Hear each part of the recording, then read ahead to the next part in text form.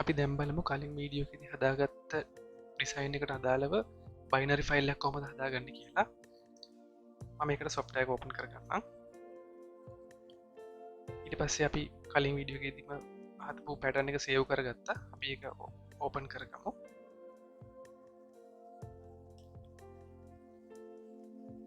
මෙන්න මේක තමයි කලින් වීඩියෝ එක හදාගත්තේ. ඊට පස්සේ ඔයගොල්ලෝ කරන්න ඕනේ මෙන්න මෙතන export කියලා ටැබ් එකක් තියෙනවා. export ටැබ් එකට යන්න ඕනේ. දැන් ඔයාලා මුලින්ම කරන්න ඕනේ මෙන්න මේ auto build කියන එක අයින් කරගන්න ඕනේ. නැත්තම් මේ frames ගන්න වැඩි වෙනකොට මේ software එක stuck වෙන්න පුළුවන්. ඊට පස්සේ ඔයාලා මෙන්න මෙතන මේ තියෙන binary කියන ටැබ් එකට යන්න. ගිහිල්ලා මෙන්න මේ settings ටික තමයි ඔයාලට හදාගන්න තියෙන්නේ. මෙන්න මේ columns කියන එකට ගියාම ඒකේ මේ පහළ තියෙන මේක දාගන්න ඕනේ. alternate up down and up කියන එක.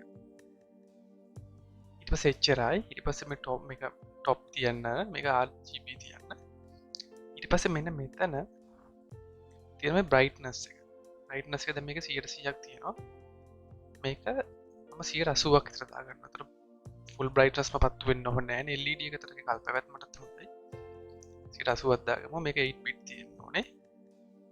එච්චරයි. ඊට පස්සේ අපිට තියෙන්නේ එක්ස්පෝර්ට් කරන්න.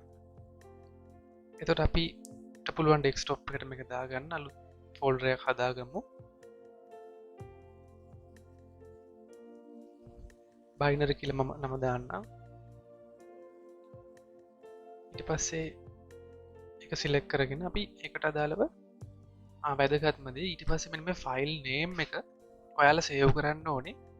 simple a simple b simple c කියලා. abc. මොකද මෙන්න මේ නම තමයි මම Arduino program එකේ දීලා තියෙන්නේ. එතකොට මෙන්න මේ ABC කියලා binary file එකක් හැදුනොත් විතරයි එයා program එකේදී identify කරගන්නේ.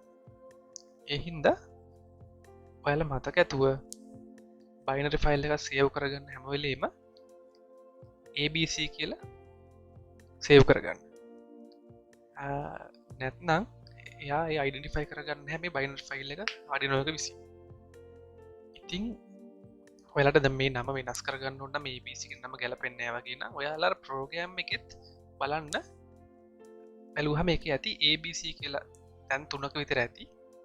මොනවා හරි නමක් දානව නම් ඒ තැන් 3ට මේ නම් ටික දාගෙන ඔයා ප්‍රෝග්‍රෑම් එක එඩිට් කරගන්න.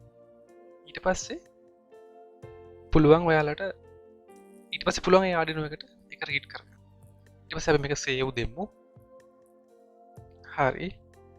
දැන් බයිනරි ෆයිල් එක හැදලා ඉවරයි. අපි දැන් ගිහිල්ලා බලමු. බයිනරි ෆයිල් එක